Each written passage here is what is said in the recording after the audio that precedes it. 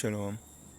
First and foremost, when you all praises to our power, Yahweh Shem Shai, Shem Kadash, Kal Halalim Yahweh Shem Shai, Shem Kadash. That's the nation Hebrew, saying all praise to Yahweh, name El Shai, name El Spirit. Yahweh is the correct name for the God of the Bible, with the world ignorantly called Jehovah, God, or Yahweh.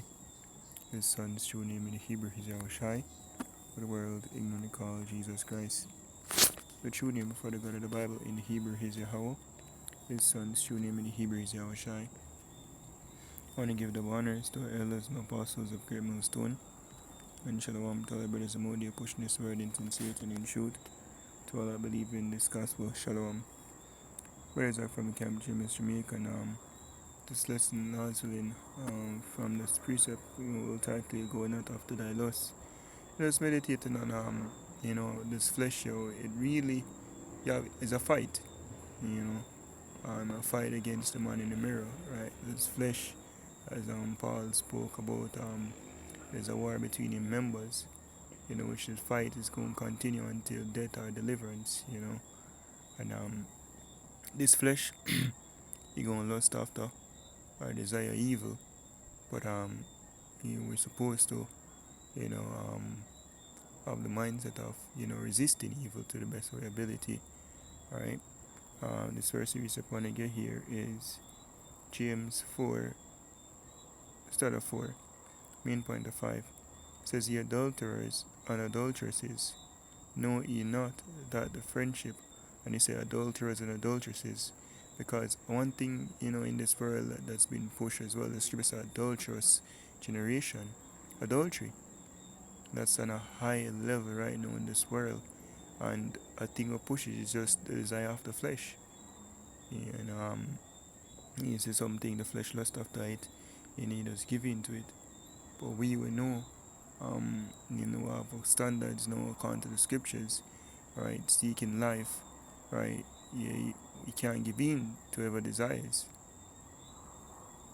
It says, ye adulterers and adulteresses, know ye not that the friendship of the world is enmity with God?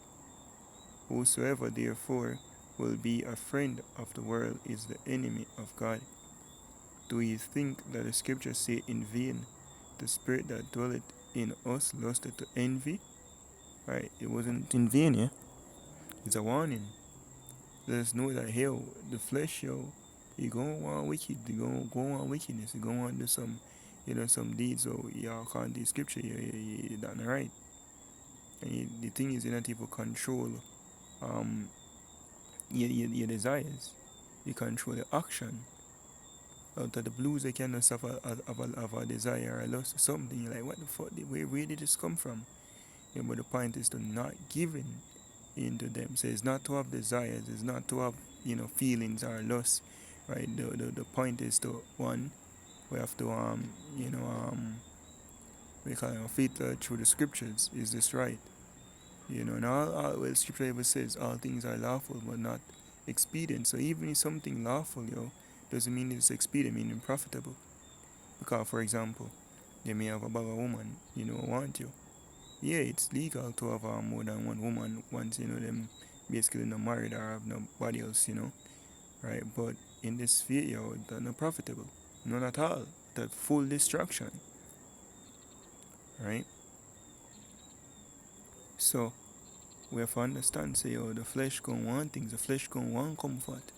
The flesh can, to the point where even kill itself seeking comfort, right? But with wisdom, right, put up a resistance, all their life, like, brothers go through, like, being a stoic, Ecclesiasticus, or Sirach chapter 18, verse 30, go not after thy lust. So if the flesh will go on things, the flesh will desire things, the scripture say, oh, don't go after that, you don't follow after it. Like a kid, a child will love candy or love sweets, but if them feed on that, guess what? Them gonna get, unhealthy. Them gonna get sick. Same so the flesh gonna lust after all manner of evil under the sun. You won't even look upon it, even like certain healthy food, or if you live a healthy diet, or if you have a healthy diet, upon greens and fruits, right? Like even like sugar. Sugar is like a drug. It is a drug actually. You saw putting everything. So you have a desire for it, you have a crave for it. But that much sugar not profitable it will destroy you. So you have to regulate things like, yeah, even though I don't like this or this greens, it tastes that good or bitters or whatever. Nevertheless it's good for the body. Even like intermediate fast. That's you as Paul said what. See we can get that.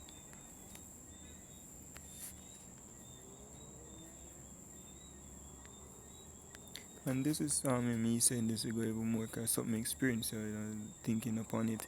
And the precept came to man, spirit of sleep to do a lesson on it, right? Because whole the series said this is the condition of the battle which man that's about upon the earth shall fight. We gonna have these desires, we gonna have things where you can't really control, right? The stimulus, like for example, you're there and say like nowadays we know a woman really wear clothes, they are not covered over here in the West. And you're gonna see them. You see me like, oh shit. You're gonna look, but the end of the day, say if she have a man, and some of that wouldn't even find out because, you don't want to find out, you just go be a business. But for the most part, Yahushua says, still say if a man lust at a woman, basically commit adultery. Right, so even that one itself, sometimes you literally have to even look at bush like, yo, shit, take me off for this. I can't want you even know if she have a man or not. But the point is, right, it's a fight, it's a struggle. And the aim is not to throw in the towel. The aim is to just continue fighting, continue getting up. Because rest alright, this man fall it 7 times and get it back up. But the wicked think alright, here one. See if we can get it.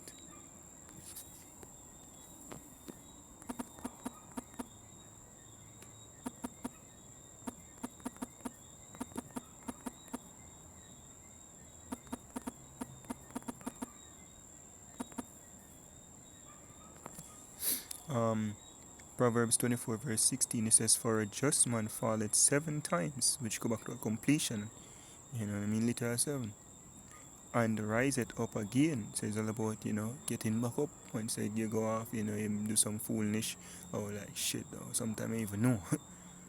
Once you come to understanding, you're like, alright, go again. It says, but the wicked shall fall into mischief, right? So the wicked going to fall, just give in. Give in to the desires, give in to the flesh, the lust of the flesh, right?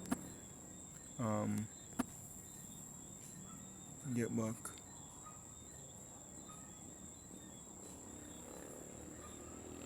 So I'm gonna get this now. 1 Corinthians 9 and 27 says, but I keep under my body and bring it into subjection, lest that by any means, when I have preached to others, I myself should be a castaway. And I think when you look up the word keep under, and subjection, it mean to beat black and blue.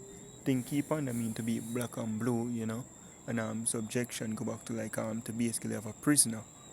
Right, so you put up resistance, your flesh desires something, I get this shit.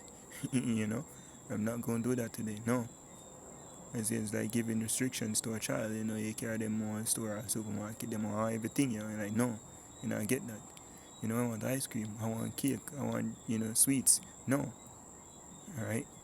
That's how you have to treat yourself. When you meditate, your flesh is likened unto a child. Just like this, just want sweets, just pleasures, anything will feel good. Not even knowing that this basically is, it's basically lead to destruction. They give your flesh everything in desire, which the scripture going to say it now. Right? Back to Ecclesiasticus 18. Read back 30. It says, go not after thy lust, but refrain thyself from thine appetites. If thou givest thy soul desires that please her, she will make thee a laughing stock to thine enemies that malign thee. So if you give yourself every desire, once you have a loss, or a crave for something, you give in, then you're going to become a laughing stock. You become basically worthless.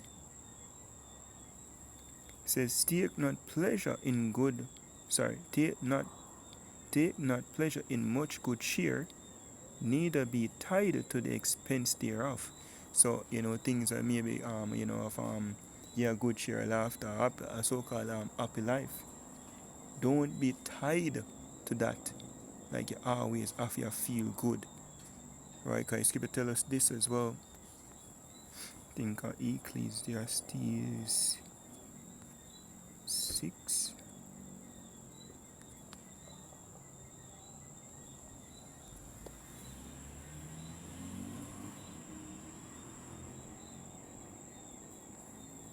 Or not.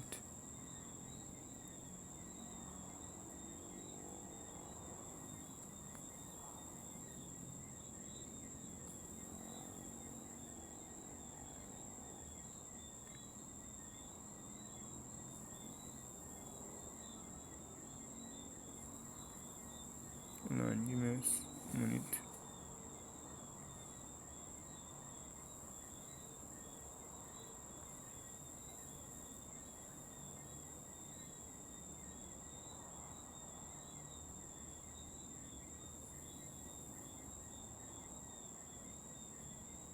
Oh, 7 2.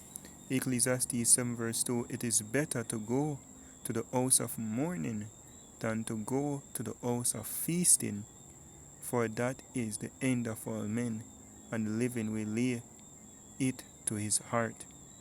It says, sorrow is better than laughter, for by the sadness of the countenance the heart is made better.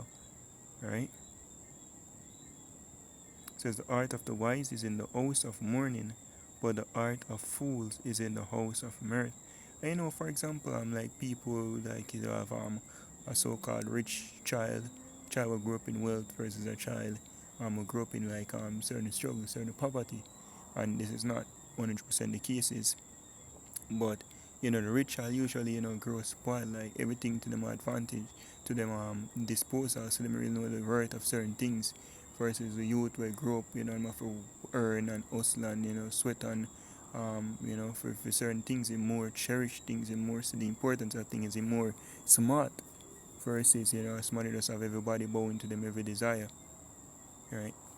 And that's even us in this faith.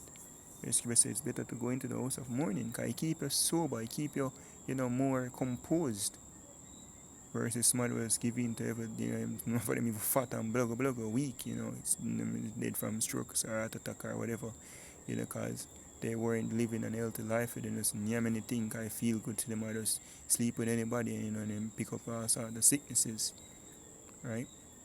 And these are just some examples, thrown out there. But we according to the scriptures, we live, our life is governed by the word of the Most High, right?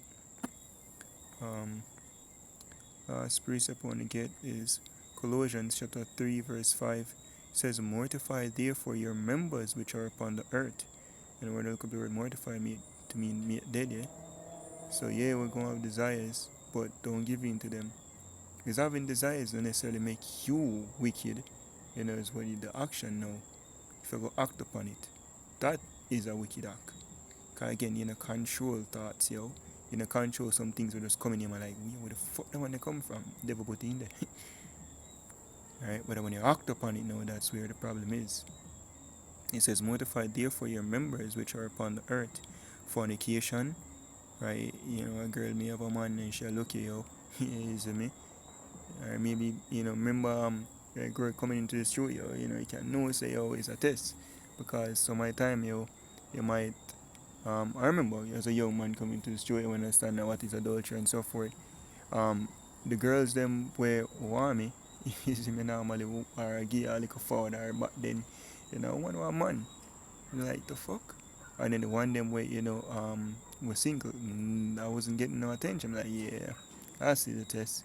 And he was speaking to our brothers, they recognized it was the same thing. Like, yeah, man. And just to give a small example, but you have to mortify that, because say, if them have a man, that's just it. It says, which are upon the earth, fornication, uncleanness, inordinate affection, like Mr. Peggy. It says, evil concupiscence and covetousness, which is idolatry. Right? It says, for which things saith the wrath of Yahweh cometh upon the children of disobedience. Yeah. because the Most High is about to judge his wicked ass place on a high level. For all of the wickedness them want to take place, people just, giving in. Lovers of themselves. So lovers of the Most High, all about pleasing themselves. But the scripture says we supposed to what? Present our bodies as a living sacrifice unto Yahweh Shem Yahushai holy. Right? Which is a reasonable service. Verse 7 says, in the which he also walked sometime when he lived in them. But now he also put off all these: anger, wrath, malice, blasphemy, filthy communication out of your mouth. Lie not one to another, seeing that ye have put off the old man with his deeds, and have put on the new man, which is renewed in the knowledge after the image of him that created him. Alright, so now we basically walk according to the scriptures, not fulfilling every desire. So you desire, wait, where the Bible says about this? Oh no, this is madness. Alright, this is not even profitable right now to even the flesh will desire it. Right? So just go way longer than I thought. I think it will be a quick 5 minutes or so lesson, but hope it is edifying to like out there. Giving our praise to our poet, how about Shimon Shai, about Shema Kakadash. The man is unto elders and apostles of Great Millstone. Shalom, truthful, like, shalom.